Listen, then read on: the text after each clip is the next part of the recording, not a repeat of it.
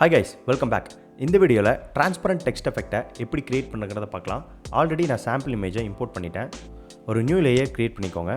And foreground கலரில் நான் white colour choose பண்ணிக்கிறேன். உங்களுக்கு எந்த கலர் விருப்பமோ நீங்கள் அந்த கலரை சூஸ் பண்ணிக்கலாம்.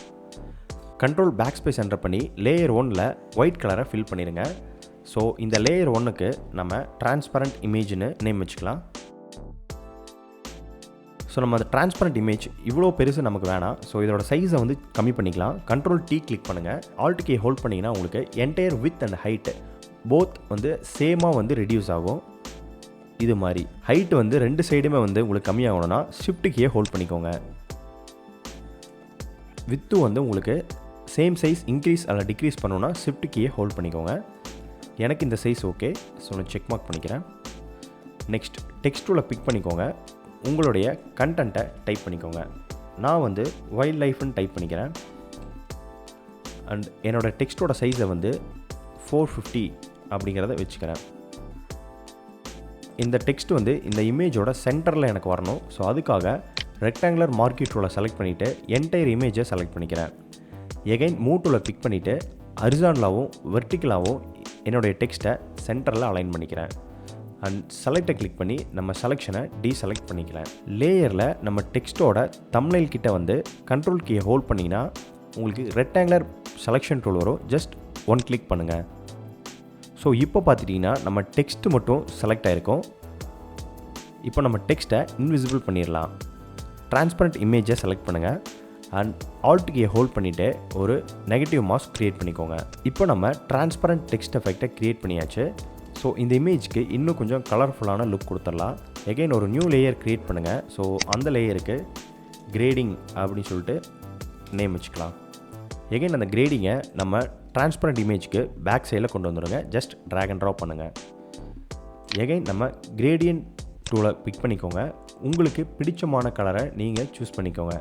நான் வந்து இந்த ப்ளூ 17ங்கிற கலரை சூஸ் பண்ணிக்கிறேன். ஷிஃப்ட் கீயை ஹோல்ட் பண்ணிவிட்டு ஜஸ்ட் ஒரு ட்ராக் அண்ட் ட்ரா ஸ்ட்ரெயிட் லைனில் பிளண்ட் மோடை சூஸ் பண்ணி நார்மல்லேருந்து மல்டிப்ளேக்கு சேஞ்ச் பண்ணிக்கிறேன். இப்போ நம்ம டிரான்ஸ்பரண்ட் இமேஜை செலக்ட் பண்ணிக்கோங்க. ஜஸ்ட் ஒப்பாசிட்டி உங்களுக்கு எந்த அளவுக்கு வேணுமோ நீங்கள் சேஞ்ச் பண்ணிக்கோங்க. நான் வந்து 50% வச்சுக்கிறேன். இது வந்து ஒரு மெத்தடு நம்மளுடைய டிரான்ஸ்பரண்ட் டெக்ஸ்ட் எஃபெக்டை க்ரியேட் பண்ணுறதுக்கு. பட் இந்த மெத்தடில் நம்ம எகைன் நம்ம கண்டென்ட்டை சேஞ்ச் பண்ணுறதா இருந்தால் சேஞ்ச் பண்ண முடியாது. ஸோ இதுக்காக நான் இன்னொரு மெத்தடும் உங்களுக்கு சொல்கிறேன். ஸோ ஃபஸ்ட் இந்த டிரான்ஸ்பரண்ட் இமேஜையும் டெக்ஸ்ட்டையும் நான் டெலீட் பண்ணிக்கிறேன். ஸோ உங்களுக்கு அப்போ தான் கன்ஃபியூஸ் ஆகாது. எகைன் ஒரு நியூ லேயர் க்ரியேட் பண்ணிக்கிறேன். அண்ட் அதுக்கு டிரான்ஸ்பரண்ட் இமேஜ் அப்படின்னு சொல்லிட்டு நேம் வச்சுக்கலாம். Same control backspace enter பண்ணி ஒயிட் கலர் ஃபில் பண்ணிக்கிறேன். கண்ட்ரோல் T கிளிக் பண்ணி ஜஸ்ட் இமேஜை அட்ஜஸ்ட் பண்ணிக்கிறேன். ஓகே, எகைன் வந்து டெக்ஸ்ட்டை க்ரியேட் பண்ணுறேன். வைல்ட் லைஃப்னு டைப் பண்ணிக்கிறேன். என்னோடய கண்டென்ட்டை மூவ் டூலை பிக் பண்ணி ரஃபாக அட்ஜஸ்ட் பண்ணிக்கிறேன்.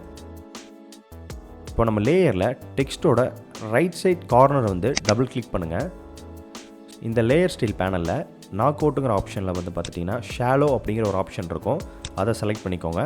அண்ட் ஃபில் ஒப்பாசிட்டியை வந்து பை த வே 0 கொண்டு வந்துடுங்க. அண்ட் ஓகே கொடுத்துருங்க. ஸோ இப்போ வந்து பார்த்துட்டிங்கன்னா நம்ம டெக்ஸ்ட்டு வந்து டிரான்ஸ்பரண்ட்டாக க்ரியேட் ஆகிருக்கும். பட் நம்ம பேக்ரவுண்ட் இமேஜ் வந்து தெரியாது.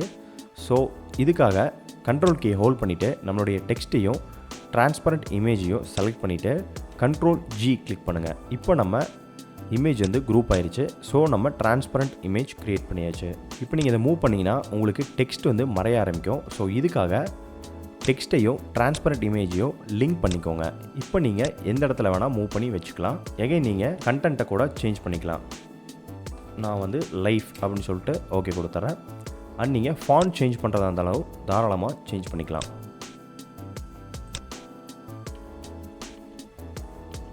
இதுக்கப்புறம் உங்களுடைய ஓன் க்ரியேட்டிவிட்டி யூஸ் பண்ணி நீங்கள் டிரான்ஸ்பரண்ட் டெக்ஸ்ட் எஃபெக்டை இந்த மெத்தட் யூஸ் பண்ணி க்ரியேட் பண்ணுவீங்கன்னு நான் நம்புகிறேன். இந்த வீடியோ உங்களுக்கு உண்மையாலுமே ஹெல்ப்ஃபுல்லாக இருந்தால் லைக் பண்ணுங்கள்.